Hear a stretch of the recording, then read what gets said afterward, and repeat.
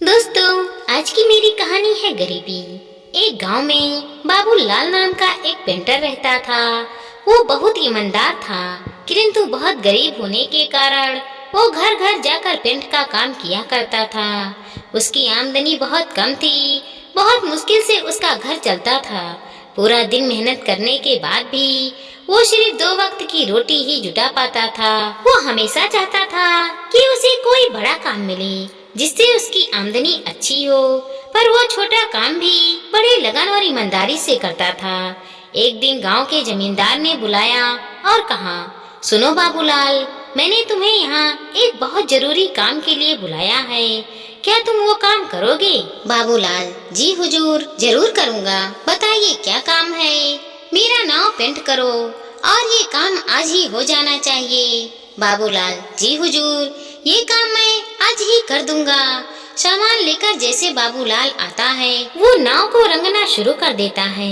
जब बाबूलाल नाव को रंग रहा था तो उसने देखा नाव में छेद था। वो सोचा, अगर इसे ऐसे ही पेंट कर दिया जाएगा तो यह डूब जाएगी। ऐसा सोचकर वो छेद को भर देता है और नाव को पेंट कर देता है। फिर जमींदार के पास जाता है और कहता है, हुजूर, नाव का काम पूरा हो गया है, आप चलकर देख लीजिए। फिर वो दोनों नदी किनारे जाते हैं। नाव को देखकर जमींदार बोलता है, अरे वाह बाबूलाल, तुमने तो बहुत अच्छा काम किया है। ऐसा करो, तुम कल सुबह आकर अपना पैसा ले जाना। उसके बाद वो दोनों अपने अपने घर चले जाते हैं। अगले दिन जमींदार के परिवार उसी नाव में नदी के उस पार घूमने जाते हैं। शाम को जमींदार का नौकर रामू, जो उसकी नाव की देखरेख भी करता था, छुट्टी से वापस आता है और परिवार को घर पे ना देखकर जमींदार से परिवार वालों के बारे में पूछता है। जमींदार उसे सारी बात बताता है। जमींदार की बात सुनकर रामू चिंता में पड़ जाता है। उसे चिंता में देखकर जमींदार पूछता है, क्या हुआ रामू? मेरी बात सुनकर तुम चिंतित क्यों हो गए? रामू, सरकार, लेकिन उस नाव में तो छेद था। रामू की बात सुनकर जमींदार भी चिंतित हो जाता है। तभी उसके परिवार वाले पूरे दिन मौज मस्ती करके वापस आ जाते हैं। उन्हें सकुशल देखकर जमींदार चैन की सांस लेता है और फिर अगले दिन जमींदार बाबूलाल को बुलाता है और कहता है, ये लो बाबूलाल, तुम्हारी मेहनत के पैसे।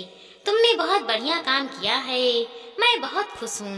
पैसे गिनने के बाद बाबूलाल हैरान हो जाता है, क्योंकि वो पैसे ज्यादा थे।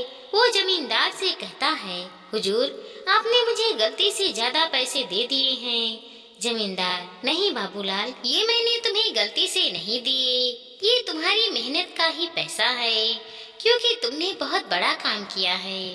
तुमने इस नाव की छेद को भर दिया, जिसके बारे में मुझे पता भी नहीं था।